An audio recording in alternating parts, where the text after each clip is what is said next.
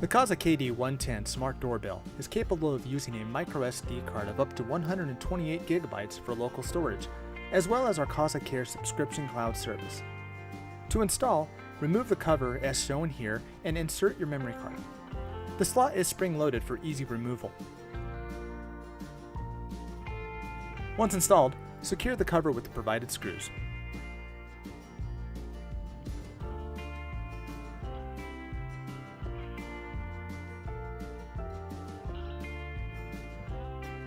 Using your smartphone, check the wireless signal strength at your existing doorbell's location to ensure there's a strong enough signal for the KD110 to use. Tools you may need: a pair of pliers, a Phillips and flathead screwdriver, and a non-contact volt tester. Before continuing, test your existing doorbell for operation. Next, locate your existing doorbell chime. Locate your home's circuit breaker panel. Then turn off the power to the doorbell. Test the doorbell again to ensure it's no longer receiving power or working.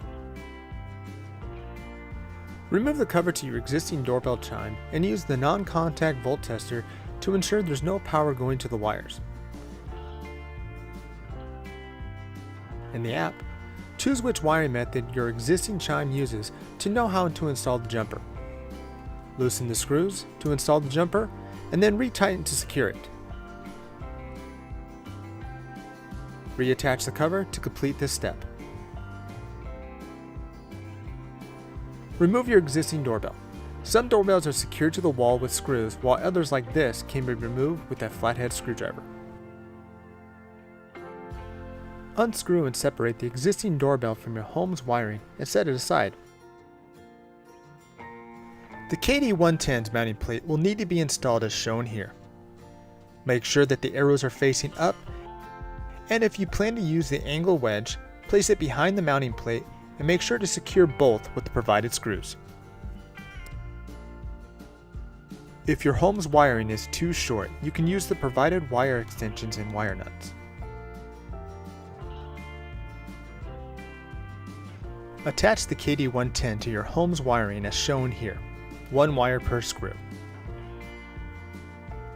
To attach the KD110 to the mounting bracket, place the doorbell at the bottom of the bracket and push until you hear the click as shown in this example.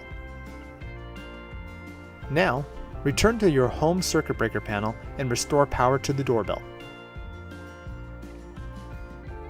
Finally, return to the KD110 and see if the status LED is blinking orange and green. If so, you are now ready to set up the doorbell via the Kasa app.